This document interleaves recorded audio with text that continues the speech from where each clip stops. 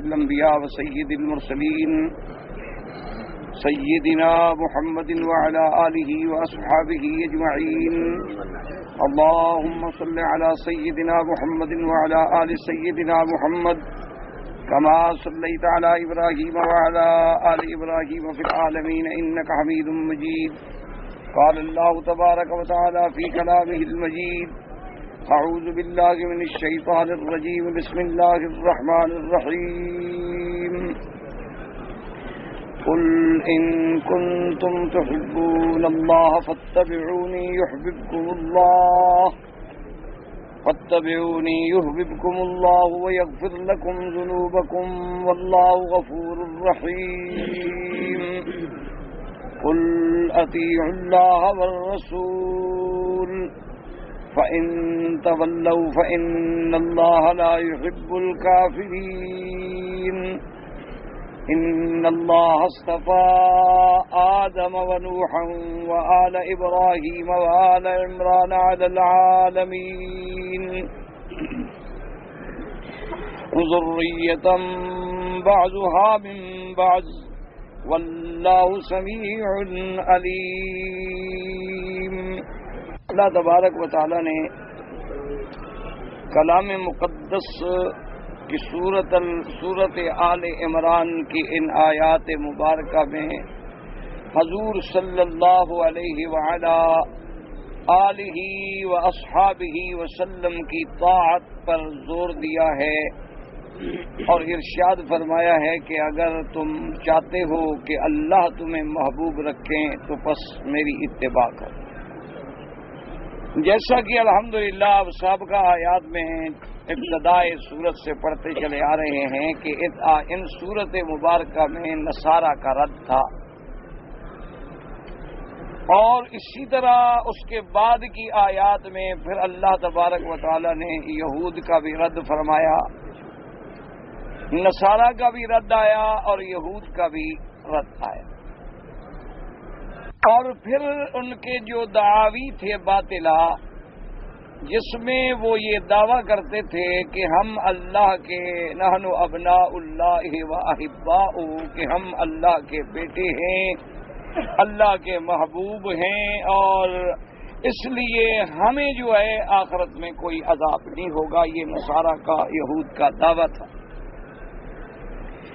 اور اگر کبھی عذاب بھی ہوا، جیسے آپ پڑھ چکے ہیں کہ وہ یہ دعویٰ کرتے تھے کہ لن تمسنا النار الا ایاما معدودات، کہ ہمیں محض چند دن جو ہے وہ جہنم کا عذاب ہوگا، اس کے بعد ہمیں عذاب نہیں ہوگا۔ اور چند دنوں سے مراد بھی وہ یہ لیتے تھے کہ بھی یہ دنیا جو ہے اس کی مدت ہے 7000 سال، حالانکہ یہ بات کسی قرآن کی آیت یا حدیث سے ثابت نہیں ہے کہ بھئی دنیا کی مدت کتنی ہے، اللہ جانتے ہیں، 7000 ہے، 10,000 ہے، 2000 ہے، 20,000 ہے، خدا جانتے۔ لیکن بہرحال ان کے ذہن میں یہ تھا کہ یہ دنیا جو ہے 7000 سال تک قائم رہے گی، اور ہر 1000 سال کے بدلے میں ہمیں ایک دن جو ہے جہنم میں جانا ہوگا، لہذا کل ہم 7 دن جہنم میں رہیں، اس کے بعد جو ہے اب جہنم میں نہیں رہیں۔ یہ سارے ان کے دعاوی باطلہ سب چیزوں کا ذکر آیا، اور اس پر مستقل رد اللہ کی رحمت سے آپ نے قرآن میں پڑھا۔ اور اس کے بعد جیسے کہ آپ نے دیکھا تھا کہ اللہ تبارک و تعالیٰ نے کھول کے بیان فرما دیا کہ اب نجات کا ایک ہی راستہ ہے، اور وہ ہے دین اسلام، اس کے علاوہ کسی کو نجات نہیں مل سکتی۔ یعنی اب اگر کوئی آدمی یہودیت پہ رہے اور یہ سمجھے کہ مجھے نجات مل جائے گی تو یہ بھی غلط ہے، نصرانیت پہ رہے اور سمجھے کہ نجات مل جائے گی یہ بھی غلط ہے۔ ان الدین عند اللہ الاسلام، اللہ کے یہاں دین صرف اسلام ہے، اور نجات نہیں ملے گی مگر اسلام۔ ان آیات مبارکہ کے بعد پھر اللہ نے حکم دیا تھا کہ لا يتخذ المؤمنون الکافرین اولیاء من دون المؤمنین، اللہ نے حکم فرمایا تھا کہ مومنوں کو کبھی اپنا قلبی اور دلی تعلق جو ہے وہ کافروں سے نہیں رکھنا چاہیے، کیونکہ کافر کہیں بھی ہو اور کسی علاقے میں ہو، اور کافر کی کوئی بھی نوعیت ہو، وہ اسلام کا دشمن ہے، الکفر ملت واحدہ، کفر ایک ملت ہے، مشرق میں ہو، مغرب میں ہو، شمال میں ہو، جنوب میں ہو، وہ اسلام کے دشمن ہیں۔ اللہ نے حکم دے دیا کہ میرے دشمن ہیں، اسلام کے دشمن ہیں، اللہ کے نبی کے دشمن ہیں، ان سے ہرگز کبھی قلبی تعلق نہ رکھو۔ موالات قلبیہ جو ہے وہ کافر سے جائز نہیں۔ اور پھر اس کے بعد ایک فوری طور پر ذہن میں اشکال پیدا ہوتا تھا کہ بھئی اگر مسلمان مشرکین مکہ سے بھی بیزار ہو جائیں اور اسلام کے بعد یہودیت و نصرانیت سے بھی بیزار ہو جائیں، ان سب سے تعلق اپنا ختم کر دیں، تو آخر انہیں پھر دنیا میں کامیابی اور دنیا میں عزت حاصل کرنے کے لیے کسی مدد کی تو ضرورت ہوگی۔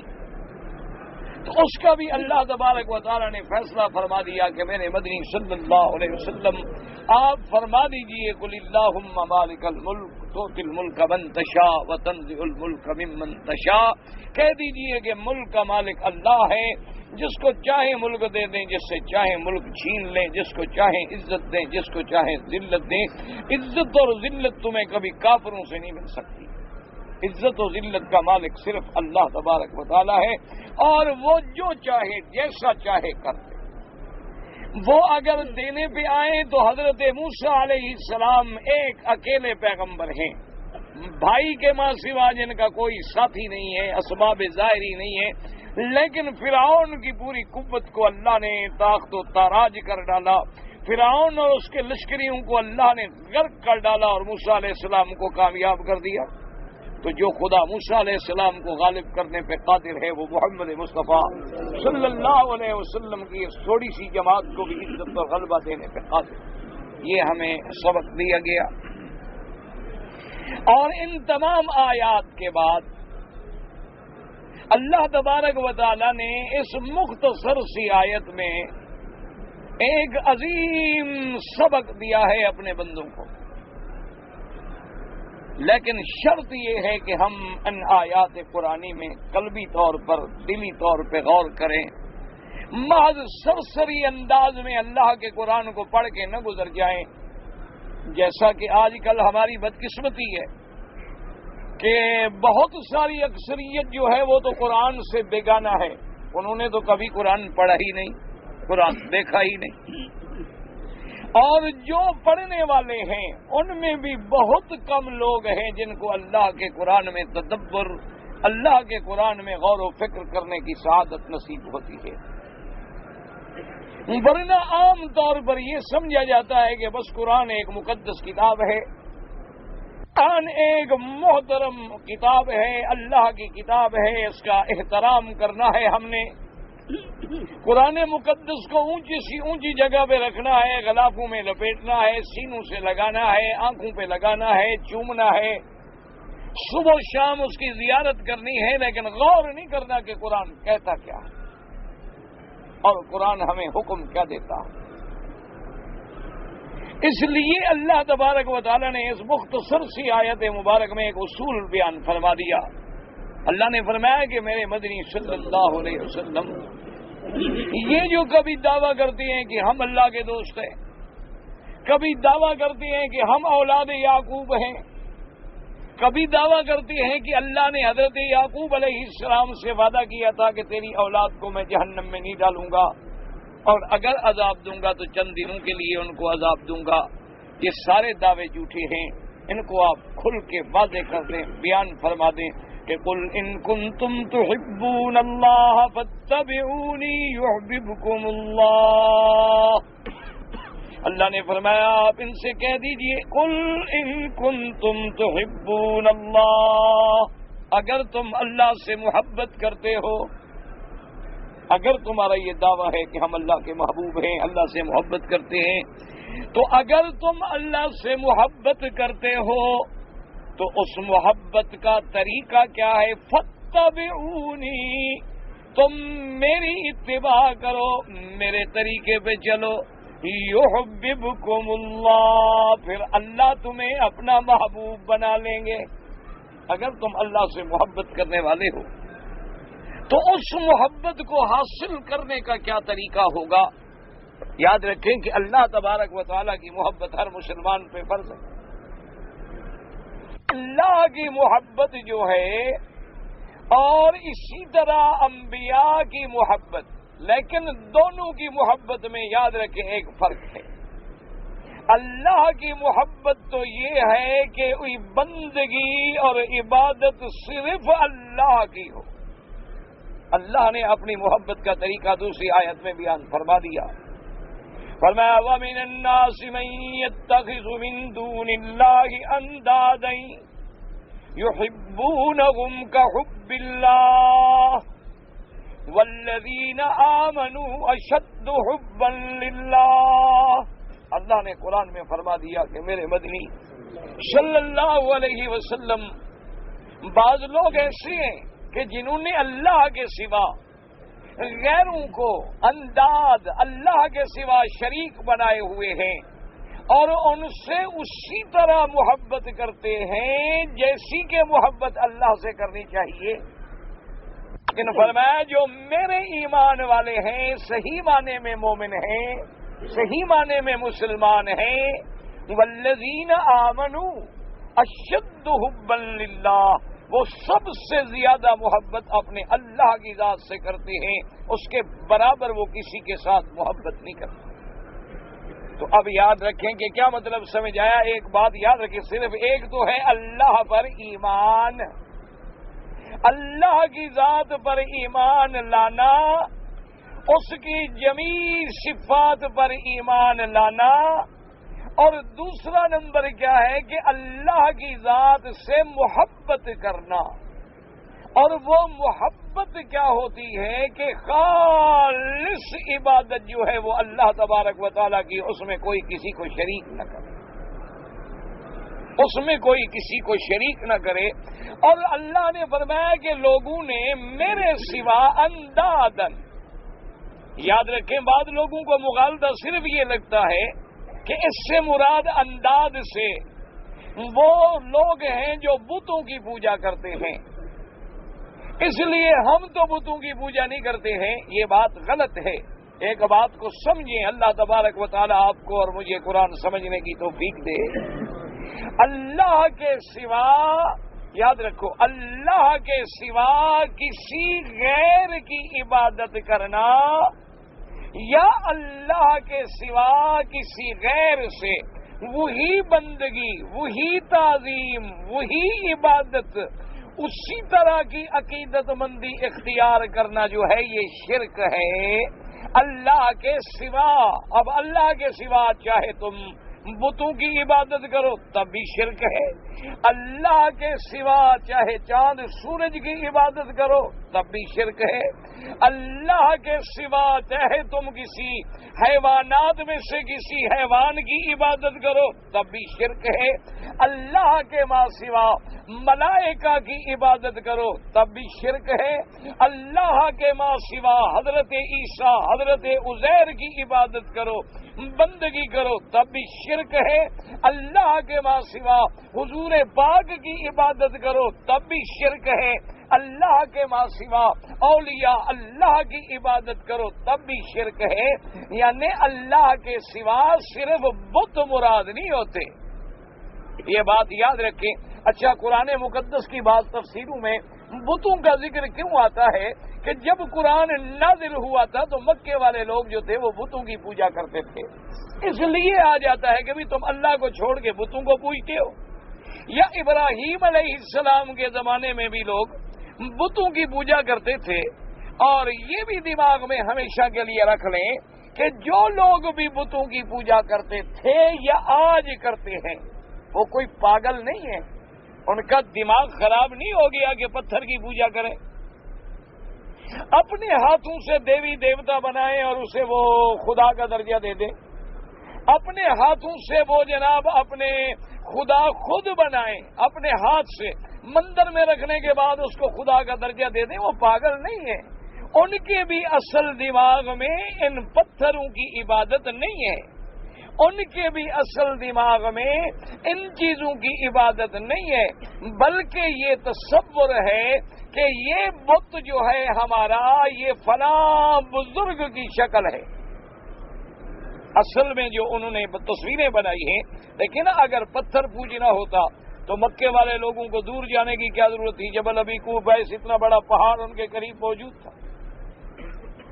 اور جبل نور موجود تھا، جبل ثور موجود تھا، جبل ہندی موجود تھا، جبل کعبہ موجود تھا، جبل عمر موجود تھا۔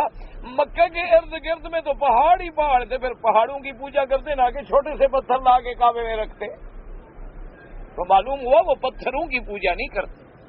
اگر لوگ سونے اور چاندی کی پوجا کرتے تو سونے کا ڈھیر رکھ لیتے اور پوجا شروع کر دیتے،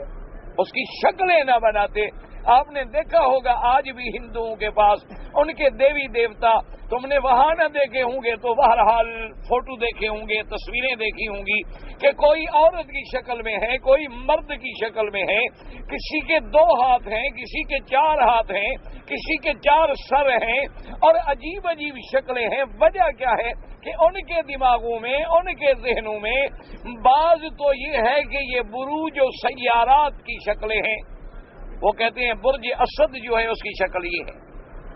برج ہوت جو ہے اس کی شکل یہ ہے، برج سرطان جو ہے اس کی شکل یہ ہے، زحل مشتری عطارد جو سیارات ہیں ان کی شکلیں یہ ہیں، اور سارے نظام عالم کے چلانے والے وہ ہیں۔ لہذا ان کی شکلیں بنا کے ہم نے سامنے رکھی ہوئی ہے کہ جب ہم ان کی پوجا کرتے ہیں اصل شکل والا ہم پہ راضی ہوتا ہے، ورنہ ان کا دماغ نہیں خراب ہو گیا کہ وہ پتھروں کو اٹھا کے اپنے ہاتھ سے خود گڑائی کریں، خود ان کو بنائیں اور کہیں گے جی ہمارا خدا ہے۔ اگر وہ پاگل تھے تو پاگلوں کے لیے تو شریعت ہوتی نہیں، شریعت تو عقل والوں کے لیے ہوتی ہے۔ اسی لیے کہ بعض لوگوں نے یہ کیا تھا کہ ان کے دماغوں میں وہ جنات جو گزرے ہیں وہ جنوں کو اپنا مشکل کشا اور حاجت روا سمجھتے تھے اور ان کی وہ عبادت کیا کرتے تھے۔ اسی طرح اللہ تبارک و تعالیٰ معاف فرمائے، یعنی اللہ نے فرمایا کہ ان سے ایسی محبت کرتے ہیں جیسی اللہ سے کی جاتی ہے۔ اللہ سے محبت تم کیسے کرتے ہو؟ وہ تمہاری ملاقات ہے اللہ سے، ملتے ہو، کبھی تم نے خدا کو دیکھا ہے، کبھی تم نے خدا سے ہاتھ ملایا ہے، یا کوئی بندہ ہاتھ ملا سکتا ہے یا دیکھ سکتا ہے؟ کوئی انسان اللہ کو تو دیکھ ہی نہیں سکتا، کوئی نظر ایسی نہیں جو اللہ تبارک و تعالیٰ کی احاطہ کر سکے۔ تو اب اللہ سے محبت کرنے کا معنی کیا ہے؟ یعنی اللہ کی بندگی کرنا، اللہ کے سامنے جھکنا، اللہ کے سامنے سجدہ کرنا، اللہ کے دربار میں پکارنا، رو رو کے پکارے گا یا اللہ یا اللہ یا اللہ۔ یہ رو رو کے پکار جو ہے کوئی محبت تو ہے جو تڑپ ہے دل میں کہ اس کو پکار رہے ہو۔ اگر دل میں محبت و عظمت نہ ہو تو کبھی پکار نہیں نکلتی۔ آپ دیکھیں نا، آپ کو اپنے بیٹے سے محبت ہے، آپ کو اپنے بھائی سے محبت ہے، تب اس کا ذکر کرتے ہو نا۔ اگر محبت نہ ہو تو آدمی نفرت سے اظہار کرے گا۔ تو جب تم اللہ کو پکارتے ہو کہ یا اللہ یا اللہ، اچھا کبھی ہاتھ باندھ کے اس کے سامنے کھڑے ہو اللہ اکبر، کبھی اس کا حمد کر رہے ہو الحمدللہ رب العالمین، کبھی اس کی صفتیں بیان کر رہے الرحمن الرحیم مالک یوم الدین، کبھی پھر اپنی بندگی جتلا رہے ایاک نعبد و ایاک نستعین، اور کبھی درخواستیں کر رہے ہو اہدنا الصراط المستقیم۔ یہ سب محبت کا انداز ہے۔ اچھا کبھی اس کے نام پہ قربانی کر رہے ہو، یہ محبت کا انداز ہے کہ بکرے خرید کر کے ذبح کرو، یہ بھی پتا ہے کہ پتہ نہیں کوئی کھائے گا کہ نہیں کھائے گا، یہ بھی پتا ہے کہ لاکھوں بکرے ایک دن میں ذبح ہو رہے ہیں، اللہ جانے ان کا گوشت اٹھانے کا موقع بھی ملے گا کہ نہیں ملے گا، لیکن جناب دوڑ رہے ہیں، حاجی بھاگ رہے ہیں، احرام باندھے ہوئے ہیں، راستہ نہیں جانتے، ایک ایک سے پوچھ رہے ہیں کہ جی وہ قربان گاہ کدھر ہے، قربان گاہ کدھر ہے، پیسے دے رہے ہیں، خرید رہے ہیں، بکرے ذبح ہو رہے ہیں، پیسہ خرچ ہو رہا ہے اور خوش ہو رہا ہے، کیونکہ اللہ سے محبت کا ایک انداز ہے کہ اس کا حکم ہے کہ میرے نام پہ قربانی کرو، تو اللہ کے نام پہ قربانی کر رہا ہے۔ ابھی آپ لوگ عمرے پہ آ رہے ہیں، ایمان سے کہیں یہ محبت کا ہی ایک انداز ہے نا جی، کہ آدمی اپنے کپڑے اتار کے غسل کر کے 2 چادریں کفن کی پہن کے، عربی ہے، اجمی ہے، ہندی ہے، سندھی ہے، گورا ہے، کالا ہے، بس لبیک اللہم لبیک لبیک اللہم لبیک، یا اللہ میں تیرا بندہ حاضر ہو گیا، یا اللہ میں تیرا بندہ حاضر ہو گیا۔ او پکار رہا ہے، کسی کو تو لبیک کا ترجمہ بھی نہیں آتا، پھر بھی پکار رہا۔ اور کبھی اس کے گھر کے باہر دیوانہ وار چکر لگا رہا ہے، کبھی حجر اسود پہ بوسہ دے رہا ہے، کبھی مقام ابراہیم پہ کھڑے ہو کے بندگی کر رہا ہے، پھر صفا مروہ پہ دوڑ رہا ہے، پھر گردن جھکا کے اپنے سر پہ استرے پھروا رہا ہے۔ یہ سب محبت کا انداز ہے، اور جب اسی قسم کی محبت کسی غیر سے کرو گے تو اسی کا نام کفر اور شرک ہے۔ سمجھ آ گئی کیا مانا؟ پکارتے کس کو ہو؟ ہاں جی، ہم سب کس کو پکارتے ہیں؟ اللہ کو۔ اچھا، اب اگر کسی نے یا اللہ اس کے بجائے کہا یا نبی، یا رسول، تو اب خود فیصلہ کریں، وہ محبت جو اللہ کے لیے تھی اب اللہ کے سوا نبی کے لیے آ رہی ہے۔ پکارنا کس کو تھا؟ نبیوں نے کس کو پکارا تھا؟ آدم علیہ السلام نے کس کو پکارا تھا؟ 1,24,000 پیغمبر نے کس کو پکارا؟ اور میرے مدنی محمد الرسول اللہ صلی اللہ علیہ وسلم مکے میں، کعبے میں، جبل نور پہ، غار ثور میں، ہجرت کی رات میں، طائف کی رات میں، ہر جگہ کس کو پکارا؟ اللہ کو۔ اب جب اللہ کے سوا ہم نے کہا یا پیر، یا دستگیر، یا خواجہ غریب نواز، او خواجہ مدد فرما، یا شہباز کلندر، جب ہم نے یہ کہا اب اللہ والی محبت ہم نے غیر سے کی تو نتیجہ کیا نکلا کہ کفر و شرک آ گیا۔ سمجھ آ رہی ہے بات؟ ورنہ اسی لیے علماء نے فرمایا کہ تم مسجدوں پہ بعض آدمی لکھ دیتے ہیں نا، یا اللہ ادھر لکھ دیا، یا محمد ادھر لکھ دیا۔ اب کوئی منع کرے تو کہہ دیں گے دیکھو جی وہاں بھی ہیں حضور کے نام سے جلتے ہیں۔ اور خدا کے بندو دعا کرو اللہ ہم سب کو سیدھی بات سمجھنے کی توفیق۔ اگر کوئی آدمی نبی کے نام سے جلتا ہو وہ مسلمان ہے؟ نبی کے نام سے جلنے والا تو ابو جہل ہوگا، نبی کے نام سے جلنے والا تو ابھی لہب ہو سکتا ہے، نبی کے نام سے جلنے والا تو کوئی ہندو، کوئی سکھ، کوئی کافر ہو سکتا ہے۔ اللہ کے نبی کا کلمہ پڑھنے والا جب ہر کلمے میں لا الہ الا اللہ محمد الرسول اللہ اذان دیتا ہے تو کہتے ہیں اشہد اللہ الہ الا اللہ اشہد ان محمد الرسول اللہ، تکبیر کہتا ہے تو کہتے ہیں اشہد اللہ الہ الا اللہ اشہد ان محمد الرسول اللہ، نماز پڑھتا ہے تو کہتے ہیں اشہد اللہ الہ الا اللہ وحدہ لا شریک لہ واشہد ان محمدا عبدہ ورسولہ۔ تو نام سے کیسے جل رہا ہے؟ اگر نام سے جلتا نعوذ باللہ تو پھر کلمہ بھی نہ پڑھتا، اگر نام سے جلتا تو پھر درود شریف بھی نہ پڑھتا، اگر نام سے جلتا تو پھر وہابیوں کی مسجد میں اذان میں حضور کا نام بھی نہ ہوتا، تکبیر میں حضور کا نام بھی نہ ہوتا، درود شریف نہ ہوتا، نماز میں صلاۃ و سلام حضور پہ نہ ہوتے۔ سمجھ کیا آئی کہ وہ تیرے شرک سے جلتا ہے کہ یا حرف ندا ہے، اور ندا اور استغاثہ صرف میرے اللہ کا حق ہے۔ جب تو نے یہ حق اللہ کے سوا نبی کو دے، ولی کو دے، جبریل کو دے، ملک کو دے، کسی کو دے تو اسی کا نام کفر اور شرک، وہ تیرے شرک سے جلتا ہے کہ تو کسی طرح شرک سے بچ جائے۔ اچھا، اب اسی طرح سے اللہ تبارک و تعالی رحمت فرمائے، آج ہی میں ایک کتاب پڑھ رہا تھا کہ بعض ملکوں میں، اسلامی ملکوں میں ایسے واقعات بھی گزرے ہیں کہ جب ان کے کوئی بڑے لوگ فوت ہوئے تو فوت ہونے کے بعد بھی جنازے کو قبر پہ پھرایا گیا۔ یعنی ایک تو زندہ کا طواف ہے، مردہ کو بھی طواف کراؤ۔ اب یہ جو اب کعبۃ اللہ کے باہر ہم بھاگ رہے ہیں، چکر لگا رہے ہیں، ورنہ اللہ کا کعبہ تو ایک کوٹھا ہے، اور موجودہ کعبۃ اللہ جو ہے یہ تو کوئی فرشتوں نے نہیں بنایا، یہ تو 11 دفعہ بن چکا۔ اب جو ہمارے سامنے تعمیرات ہیں اس میں کچھ حصہ معمولی سا قریش کا، اور اس کے بعد جناب کچھ حصہ جو ہے وہ حجاج ابن یوسف کا، اور کچھ معمولی سا حصہ حضرت عبداللہ ابن الزبیر کا، اور اس کے بعد ضرورت کے مطابق جب ترمیم ہوتی ہے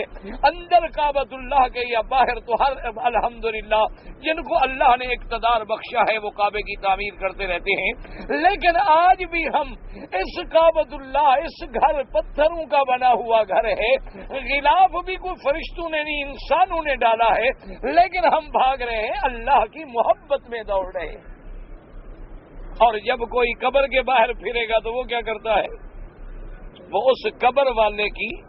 محبت و عقیدت میں پھرتا، اسی کا نام شرک، اسی کا نام جو ہے وہ شرک۔ جب تم قربانی کرتے ہو، جناب مینا میں کھڑے ہیں، احرام باندھے ہوئے ہیں، پیسے دے رہے ہیں، جی اور جی کعبۃ اللہ کی طرف رخ کرو، جی وہ میری قربانی ذرا ٹھیک کرو کعبۃ اللہ کی طرف، اچھا چھری غلط پکڑ کہتا ہے جی خیال کرو، چھری سیدھے ہاتھ میں پکڑو، اچھا جی اس کو بھائی خیال کرو، بسم اللہ اللہ اکبر کہو، اور جی خیال کرو وہی دعا پڑھو جو ابراہیم علیہ السلام نے پڑھی تھی، انی وجہت وجہی للذی فطر السماوات والارض حنیفا وما انا من المشرکین۔ اور جب خون کے فوارے چھوٹتے ہیں تو کہتے ہیں ربنا تقبل منا انک انت السمیع العلیم، اے میرے محبوب رب ہماری قربانی کو قبول فرما۔ تو یہ بھی اس محبت کا نظارہ ہے۔ اور جب تم بکرا کسی قبر پہ چڑھاؤ گے، کسی مزار پہ چڑھاؤ گے، کسی غیر اللہ کے نام پہ چڑھاؤ گے تو اس اللہ کی محبت میں شرک آ گئی، اسی کا نام شرک۔ اچھا اب اللہ کی محبت جو کرنی تھی بھی ہم کیسے سمجھیں کہ اللہ سے محبت کیسے ہوگی؟ اللہ سے نہ ہماری ملاقات ہو سکتی ہے، نہ ہماری بات ہو سکتی ہے، نہ ہم اللہ تبارک و تعالیٰ کو دیکھ سکتے ہیں۔ تو اللہ پاک نے ہمارے لیے آسان کر دیا کہ تم میرے ساتھ محبت کرنا چاہتے ہو تو کیا کرو؟ فرمایا کہ میرے مدنی صلی اللہ علیہ وسلم اپنی امت کو سمجھا دیں کہ قل ان کنتم تحبون اللہ فاتبعونی، اگر تم اللہ سے محبت کرتے ہو تو کیا کرو؟ فاتبعونی، میری اتباع کرو۔ کس کی اتباع کرو؟ محمد الرسول اللہ۔ اتباع کس بات میں کرو؟ یہ بات کو فاتبعونی،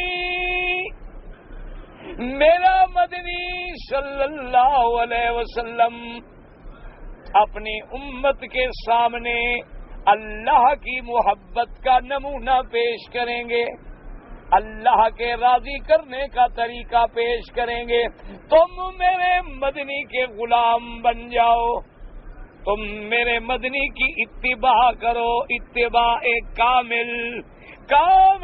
مکمل اتباع کرو۔ جیسے میرا مدنی نماز پڑھے نماز پڑھو، جیسے میرا مدنی قرآن تلاوت کرے تم بھی اسی طرح قرآن کی تلاوت کرو، جیسے میرا مدنی محمد مصطفیٰ روزہ رکھے اسی طرح روزہ رکھو، جیسے میرا مدنی حج پڑھے اسی طرح حج پڑھو، جیسے میرا مدنی زکوٰۃ کا حکم دے اسی طرح زکوٰۃ ادا کرو، جیسے میرا مدنی لباس میں حکم دے وہی لباس اختیار کرو، جیسے میرا مدنی تمہیں حکم دے کامل مکمل ہر طرح اتباع میرے مدنی کی کرو۔ اور جب تم میرے مدنی کے غلام بن جاؤ گے، میرے مدنی کی اتباع پوری کرو گے تو نتیجہ کیا نکلے گا؟ یحببکم اللہ، اب اللہ تمہیں محبوب بنا لے۔ پہلے تو تم محبت کرنے والے تھے، محب تھے نا، اب محب سے تم اللہ کے محبوب بن جاؤ گے۔ اب دیکھیں حضرت سیدنا ابی بکر صدیق رضی اللہ تعالی عنہ، اللہ کی کروڑوں رحمتیں ہوں سیدنا صدیق پہ، ایک دن میرے آقا کے ساتھ بیٹھے ہوئے ہیں اور جبریل علیہ السلام اترے۔ جی اب کیونکہ حضرت سیدنا ابی بکر صدیق رضی اللہ تعالیٰ عنہ نے اتباع نبی میں، اطاعت رسول میں، میرے مدنی کی غلامی میں، میرے مدنی کی تابع داری میں ایک ایسا مقام حاصل کر لیا تھا کہ گویا وہ تصویر بن گئے تھے محمد الرسول اللہ صلی اللہ علیہ وسلم کہ ایسی غلامی، ایسی اتباع جو سیدنا ابو بکر نے، پھر عمر، عثمان و علی نے، پھر صحابہ نے کر کے دکھائی ہے، اس کی دنیا میں کوئی مثال نہیں ملتی ہے۔ اب دیکھیں اتباع کے اس مقام پہ پہنچے کہ حضرت صدیق رضی اللہ تعالیٰ عنہ میرے مدنی سرکار کے ساتھ بیٹھے ہیں، اور جبریل علیہ السلام اترے اور آ کے اللہ کے نبی پہ سلام کیا، اور اس کے بعد عرض کیا کہ یا رسول اللہ صلی اللہ علیہ وسلم، آپ کے رب نے آپ پر سلام بھیجا ہے، اور اللہ نے ساتھ یہ بھی فرمایا ہے کہ میری طرف سے، خدا کی طرف سے اپنے ساتھی حضرت صدیق پہ سلام کہہ دو۔ اندازہ کریں کہ اللہ عرش سے سلام بھیج رہے ہیں، اور صرف سلام نہیں بلکہ آگے بھی لفظ سنیں جو حدیث پاک میں اللہ نے فرمایا کہ حضرت صدیق پہ سلام کہہ دو، اور یہ بھی کہہ دو کہ اللہ فرماتے ہیں کہ ابو بکر میں تجھ پہ راضی ہوں۔ دعا کرو اللہ ہم پہ بھی راضی ہو جائے۔ اصل بات تو یہ ہے کہ اللہ راضی ہو جائے، اللہ راضی ہو جائے تو پھر ساری بگڑی بن جاتی ہے۔